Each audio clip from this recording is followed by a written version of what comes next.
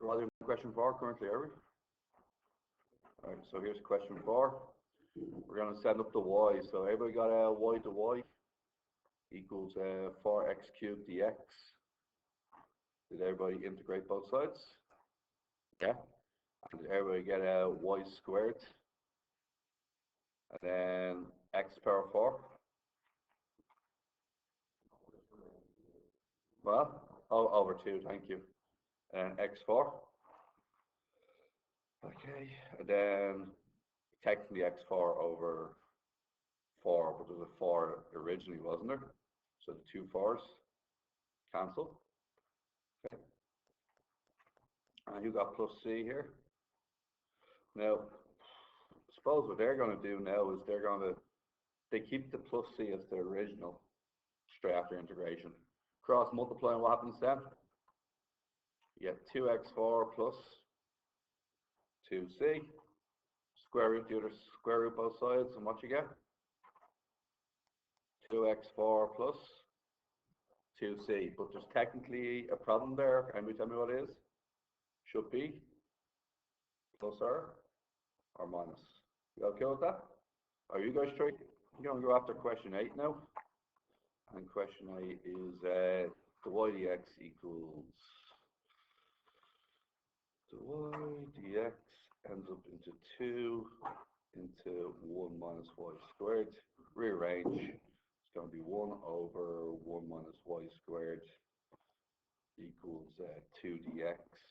Now, I think if you go to your maths tables, there's something for this, isn't there? And may remember what it is? Sine inverse x over a. And what's our a value in this case?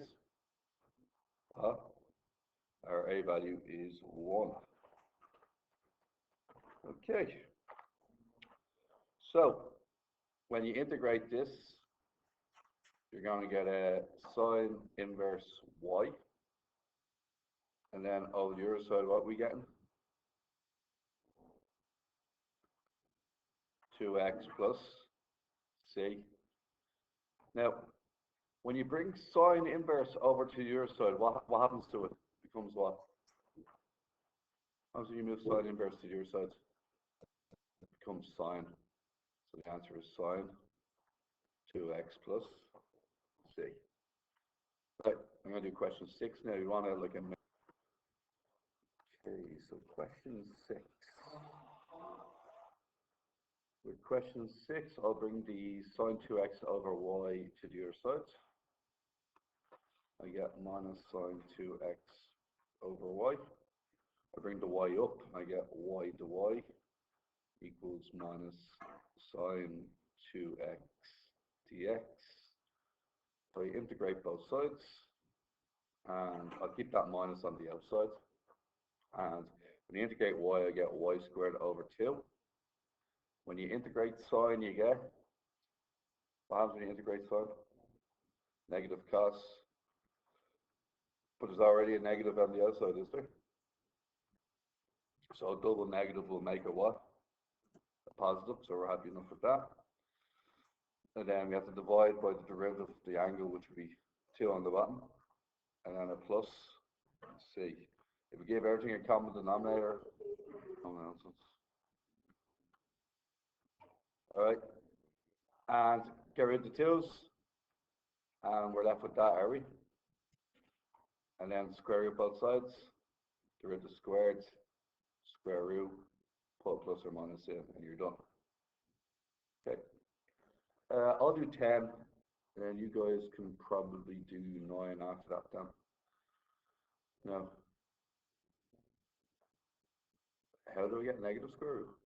If imagine you had a x squared equals 4, what we're claiming is x is plus or minus root 4, which means the answer is either plus 2 or minus 2. So you're not actually getting the square root of a negative. It's the square root of a positive square root, but the answer could be positive or negative.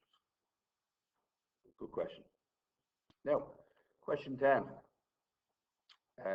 With question 10, we're going to move it around, so we're going to get the y equals ln x dx. Now, does everybody remember differentiation by parts? What was the rule again? Was it u to v or v to u? U to v equals uv minus the integral of v du. All right. Because there is no integral of ln x, is there? Not directly, right? So we gotta figure that out. That's why we know to use this, because I can't integrate both sides currently. It just ain't gonna work out. So what we're gonna do, so we run through the in late list, is it? So what's in late again, guys? Indices, logs, algebra, trig, and exponents. And we're trying to figure out what to make our u. So I pretty much think u is going to be ln x, is it? So, so is everybody happy that u is ln x? So what's the u dx then? Anybody? The u dx is? You differentiate ln x? Okay. I want the u, I don't want the u dx. So I'm sending the dx on the bottom. Send it upwards and up there, right? Okay, now let's fill this out. So what we're basically claiming is that the integral of x ln x is u. So what's u again? Ln x. Would v be 1 then? Or what we missed? Oh, no. No. Think about it. U.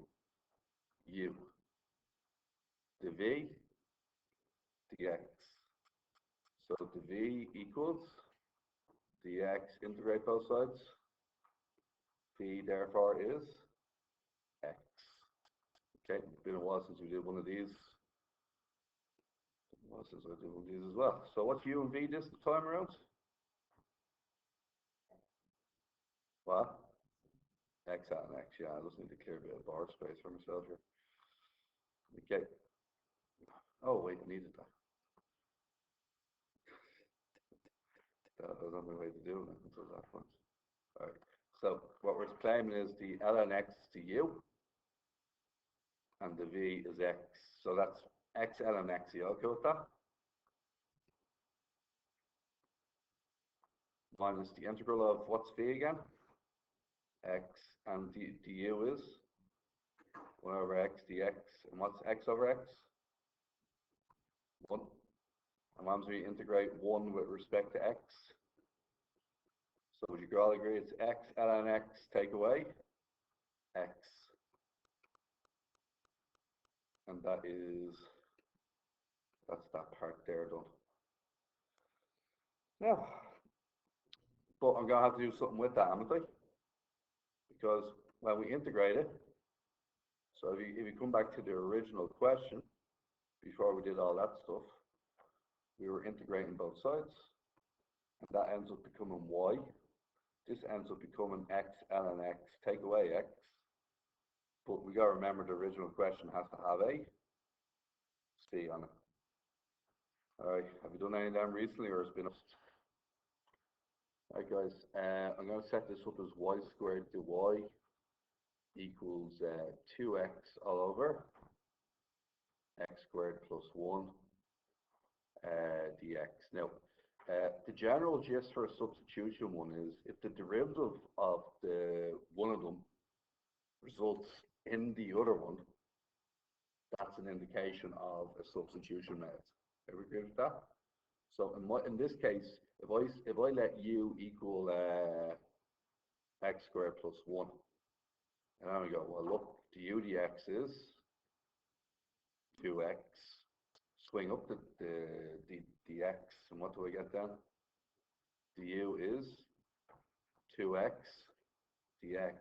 And then I can sub out the full system for the 2x dx can be subbed out for what? The u on top. And so I'll keep it as a fraction separate from the du. And then what can the x squared plus 1 be subbed out for? 1 over u. And we still have y squared, the y. And then if we integrate both sides, what happens then?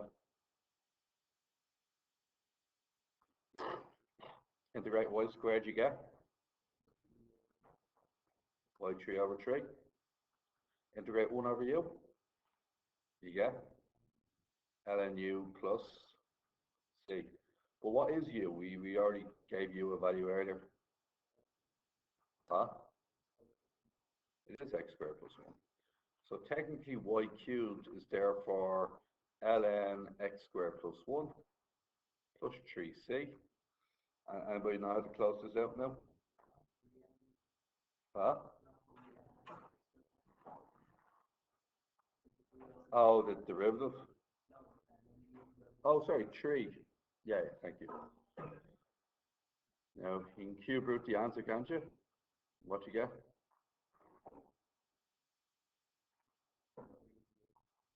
Huh? Cube root of?